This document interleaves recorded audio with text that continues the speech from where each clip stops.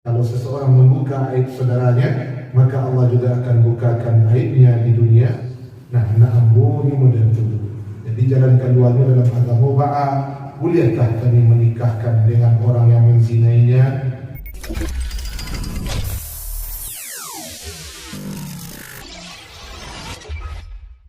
Dari Abdullah bin Mas'ud radhiyallahu anhu, kami bersama Rasulullah sallallahu alaihi wasallam di dalam kubbah. Kami ada 40 orang lebih kurang di dalam kubbah tersebut. Lalu Nabi bersabda, apakah kalian suka kalau kalian menjadi seperempat penduduk surga? Kami menjawab, ya Rasulullah. Apakah kalian ridha menjadi sepertiga penduduk surga? Kami menjawab, ya Rasulullah. Kemudian beliau bersabda, demi jiwa Muhammad berada dalam genggamannya, demi Allah subhanahu wa ta'ala, sesungguhnya aku berharap kalian menjadi setengah penduduk surga. Dan yang demikian sesungguhnya surga tidak akan dimasuki kecuali oleh seorang muslim. Dan tidaklah kamu jika dibandingkan dengan pelaku syirik, melainkan seperti bulu yang berwarna putih di kulit sapi yang berwarna hitam, atau kalian itu seperti bulu yang berwarna hitam di kulit sapi yang berwarna merah. Nah, itulah perbandingan kalian dengan orang-orang musyrik. Nabi berharap para sahabatnya menjadi penduduk surga, bukan setengah penduduk surga, anda lebih sebenarnya. Tidak diketahui berapa jumlahnya, sahabat saja. Ada yang mengatakan jumlah keseluruhan mereka ada 70.000 orang, yang lain mengatakan ada 100.000 orang. Itu termasuk yang cuma melihat Nabi, tidak sempat berbincang dengan Nabi. Yang jelas para sahabat adalah orang yang bertemu dengan Nabi dalam keadaan beriman, kemudian meninggal dalam keadaan beriman. Kalaupun Abu Jahal bertemu dengan Nabi tapi tidak dalam keadaan beriman, maka dia tidak termasuk sahabat. Jadi jangan katakan pula salafus saleh, orang-orang yang terdahulu, masuk yang tidak saleh dan darah. Makanya kalau Bapak dan Ibu, kata sebagian ulama, kalau ingin menyebut kata salaf harus diiringi dengan as-salehnya, ya. Salafus saleh. Nah, kenapa? Kalau kita ucapkan salaf saja, maka maknanya bisa bercabang. Salaf itu artinya orang-orang yang telah terdahulu. Dan orang-orang yang terdahulu itu ada yang beriman, ada yang kafir. Dari Abdullah bin Umar radhiyallahu anhu, beliau berkata, aku telah mendengar Rasulullah sallallahu alaihi wasallam bersabda, didekatkan seorang mukmin di hari kiamat kepada Rabb-nya sampai Allah meletakkan rahmatnya kepada hamba tersebut. Kemudian ya Allah berfirman, apakah engkau mengetahui dosa yang ini? Si hamba mengatakan, ya Rabbku, aku mengetahuinya atau aku ingat bahwasanya aku pernah melakukan kesalahan-kesalahan. Kemudian Allah berfirman, sesungguhnya aku telah menutupi kesalahan atau dosamu itu di dunia, dan sekarang aku mengampuninya. Maka diberikanlah catatan amalannya, catatan kebaikan. Muttafaqun alaih. Jadi bagaimana cara kita mendapatkan hal itu? Allah tutupi kesalahan dan dosa kita di dunia, nanti di akhirat Allah mengampuninya. Siapa yang menutupi aib saudaranya, Allah tutupi dia di hari akhirat. Menutupi di hari akhirat bisa jadi dalam makna digugurkan dosa-dosanya. Nah, hadis ini di dunia pun bisa Allah menutupi aib seseorang karena dia menutupi aib orang lain. Kalau seseorang membuka aib saudaranya, maka Allah juga akan bukakan aibnya di dunia. Walaupun mungkin dia hanya di tempat tidurnya, tidak keluar-keluar rumah, tapi Allah berkehendak terbuka juga aibnya. Salah satu resiko kalau membuka aib orang lain tanpa alasan, yang dikenal dengan istilah mempergunjingkannya. Kalau aib itu disebut di belakang si pelakunya, kalau yang disebut itu kebaikan di belakang si pelakunya, maka itu bukan ghibah. Kalau itu disebut di hadapannya, maka itu bukan ghibah. Nah, disebut ghibah kalau yang punya aib tidak ada ketika kita membicarakannya. Adapun orang yang membuka aib dengan alasan tertentu yang diizinkan oleh syariat, maka dia tidak mendapatkan ancaman membuka aib orang-orang yang berbuat zalim kepadanya, supaya orang tersebut berhenti menzaliminya. Boleh membuka aib yang seperti itu. Jangan pinjaman piti kesenu, ino nak suku bayar utang. Utang suku membayar pemalih. ya banyaklah jadi korbannya, boleh mencari tuan baik orang model itu, orang yang dah terkenal kemaksiatannya dan tidak amanah dalam memegang janji, silakan, tidak ada masalah. Menyebut aib untuk selamat dari mudarat yang lebih besar.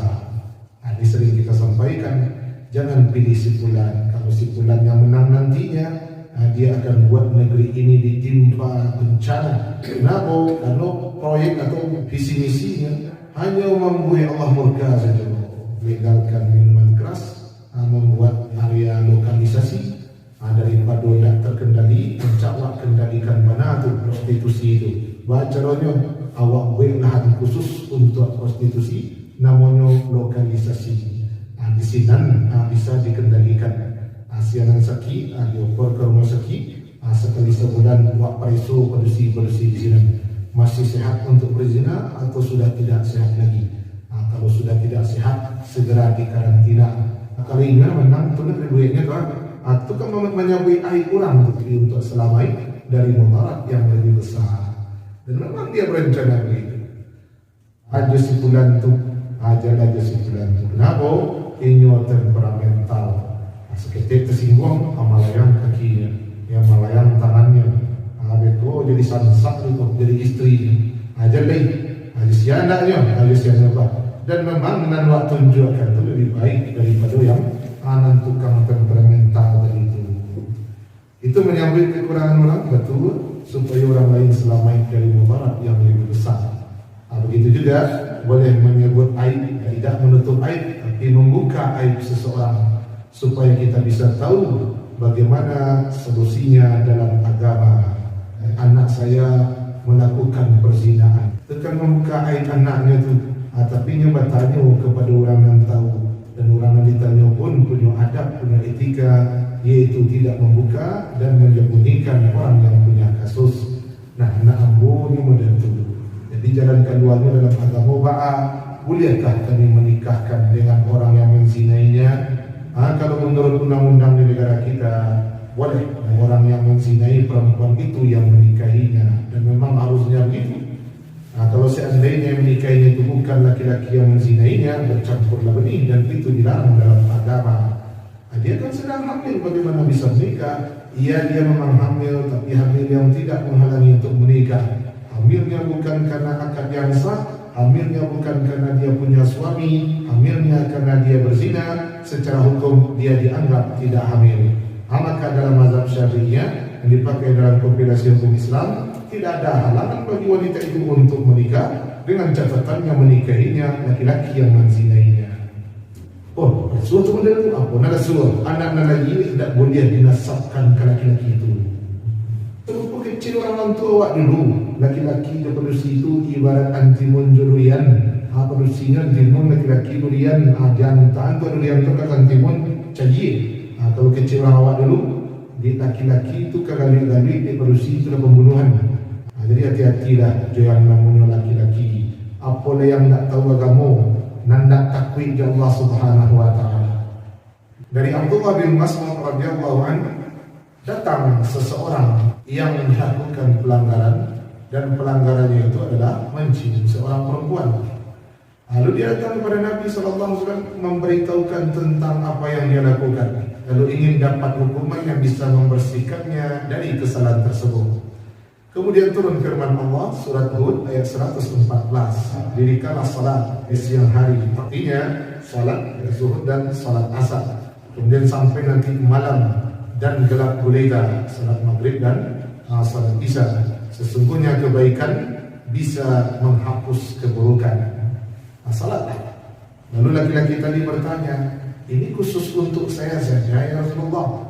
Nabi katakan, untuk semua umatku, ya, bukan kamu saja. Siapa yang menjaga salat 5 waktu, kemudian Ramadan dengan Ramadan berikutnya, Ramadan yang sekarang dia lakukan sesuai sunnah, Ramadan berikutnya dia juga lakukan ibadah sesuai aturan, maka di antara 2 Ramadan tadi akan Allah gugurkan dosa-dosanya selama mereka atau selama dia menjauhi dosa-dosa besar. Baru bisa salat 5 waktu itu menggugurkan dosa jika dia menjauhi dosa besar. Nampaknya yang dilakukan oleh laki-laki ini tidak dimasukkan kategori dosa besar. Karena ketika dia melakukan kesalahan, Nabi membacakan surat Hud ayat 114. Kalau had zina, dia dirajam sampai mati kalau dia sudah menikah. Kalau dia belum menikah, dicambuk 100 kali, kemudian diasingkan selama setahun menurut pendapat yang lebih kuat. Begitu juga had minum khamar. Hukuman bagi orang yang minum khamar dicambuk 80 kali. Atau had-had yang lainnya seperti mencuri, dipotong tangannya kalau syarat-syarat untuk menghukum itu terpenuhi. Kemudian ada pula yang merampok, dipotong silang tangan dan kakinya. Kalau tangan kanan yang dipotong, kaki kiri yang dipotong. Kalau tangan kiri yang dipotong, kaki kanan yang dipotong. Potong silang. Tapi kalau dalam perampokan itu ada pembunuhan, maka kisos yang berlaku untuknya.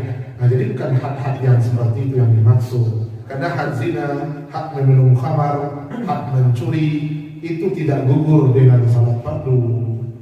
Yang gugur dengan salat fardu seperti kata hadis tadi, selama mereka menjauhi dosa-dosa besar. Cik Rasulullah dalam hadisku, as-salai salatu adil kulus Allah. Ya, memangnya tadi ibu sedang mana? Ya, ibu sedang memfitnah orang. Kalau lu minta maaf ke orang yang nak kabin itu, ya memangnya tadi awak sedang pengujian orang, pengujian yang diharamkan. Dan sama juga makan lagi yang saudaranya.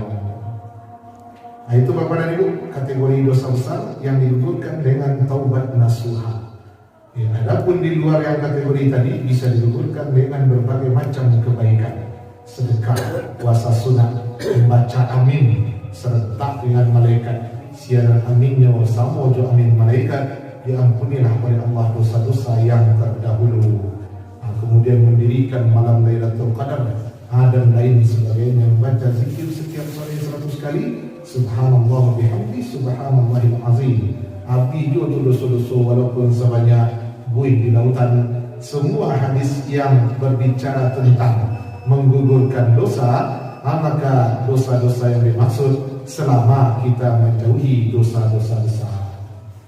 Berjabat tangan menggugurkan dosa. Kemudian amalan-amalan yang lain yang dijanjikan penghapusan dosa, sedekah sembunyi-sembunyi, puasa Arafah, abi dosa 2 tahun, puasa Asyura, abi dosa setahun. Nah, itu semuanya dosa-dosa kecil, bukan dosa-dosa besar. Ada pertanyaan dari Bapak dan Ibu? Tadi dikatakan kalau seandainya lagi hukum gugur dosa.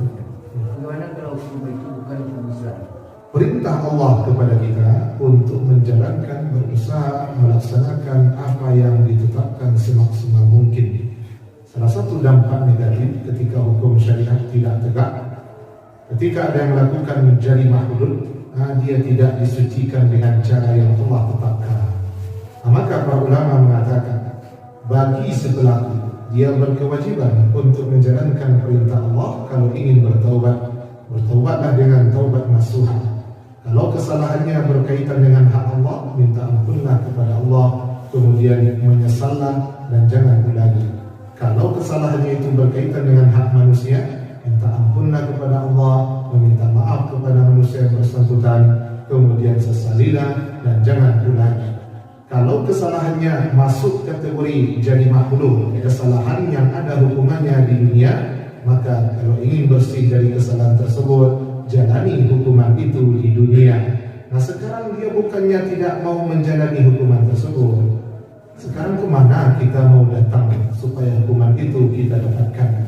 Nah, selama dia ingin membersihkan diri, selama apa yang dia sanggup sudah dia lakukan, yang diperintah oleh agama untuk membuktikan taubatnya, taubat nasuha, sudah dia usahakan semaksimal mungkin, tapi ada satu yang tidak terpenuhi, yaitu karena dia mencuri, tangannya tidak dipotong, karena kalau mencuri dia cuma masuk penjara saja. Ya Allah Maha tahu, bukannya dia tidak mau mendapatkan hukuman yang telah ditetapkan, sarananya yang tidak ada. Nah, jadi bagaimana? Kita tidak berani mengatakan bahwasanya yang dijadikan pengganti hukuman dengan cara memenjarakan orang itu bisakah menghapus dosanya di akhirat. Kita berharap itu bisa menghapuskan, bukan karena hukuman potong tangan bisa diganti dengan penjara. Tidak. Oh datang wak ke ustaz gadang wak, boleh berzina wak, agianlah hukuman 100 kali cambukan. Dilakukan di ulama waktu melanggarnya, karena tak ingin berhak untuk melakukan itu. Penguasa. Salahkah orang yang melakukan kesalahan padahal dia ingin betul-betul bertaubat? Mudah-mudahan dengan penyelesaian yang betul-betul mendalam, yang disuruh dikerajokan, yaitu jangan diulang, sesalilah. Kemudian pihak-pihak yang terzalimi karena perbuatan kita itu kita datang untuk minta maaf. Itu Nabi SAW kerajaannya. Allah tidak akan memberikan beban kalau awak tidak sanggup untuk memikulnya. Mudah-mudahan bermanfaat. Kita cukupkan sampai di sini.